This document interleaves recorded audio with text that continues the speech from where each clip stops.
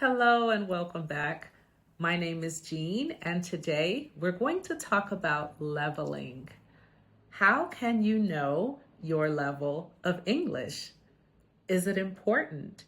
What does it mean to be a B1 or to be an advanced student? So today we'll talk about these things and what you can do if you want to bring your English up to the next level.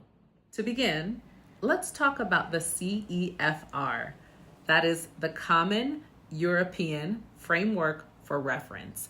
And it's a system used to measure how well you use language.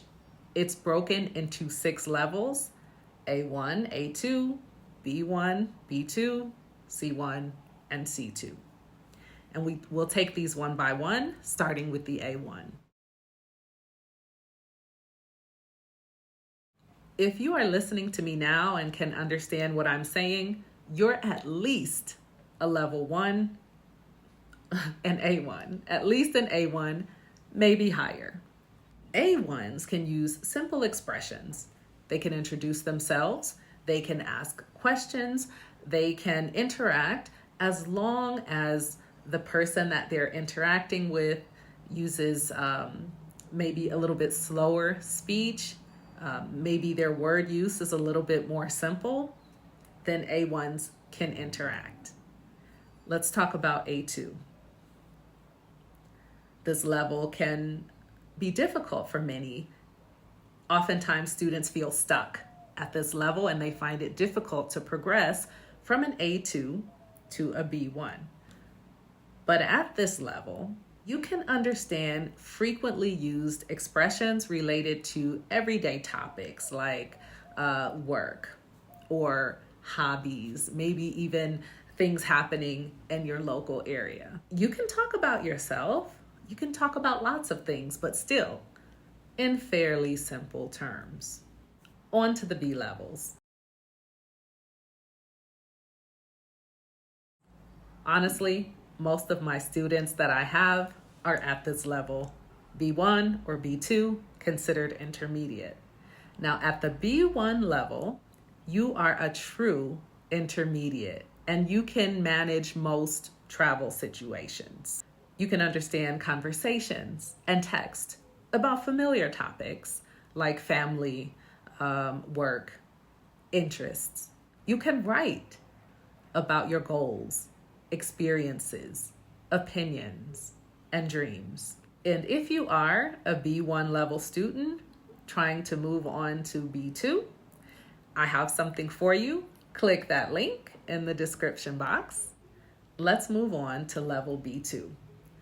If you have made it to this level, congrats. That is quite an accomplishment. At this level, you can understand the ideas in more specialized and maybe technical text. You can communicate fairly easy with native speakers without too much effort on either side. People understand you without having to focus too hard or ask you to repeat yourself. And the conversations start to feel more natural and spontaneous. Now let's get into the advanced, the C levels.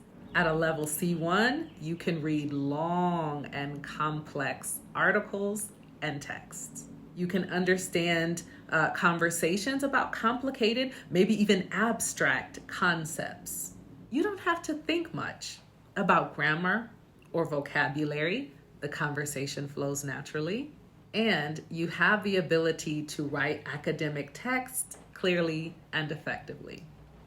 And this is why a lot of universities and companies require at least a C1 level of English. Although I will say, if your goal in English is general use, everyday conversation, you probably don't need to reach that level. On to the C2. Honestly, a lot of native English speakers probably wouldn't pass a test for a C2 level. At this level, you are correct You hardly make any mistakes. You are fluent. You can communicate nuance. Well, you're a pro, better than the pros. It's a very high command of the English language. So I hope this video has helped you to better evaluate your English level. And as I mentioned, if you are a level B1, B2 looking to take your English to the next level, you can click that link in the description box for a free English lesson with a certified native English speaker who will help you to reach your goals.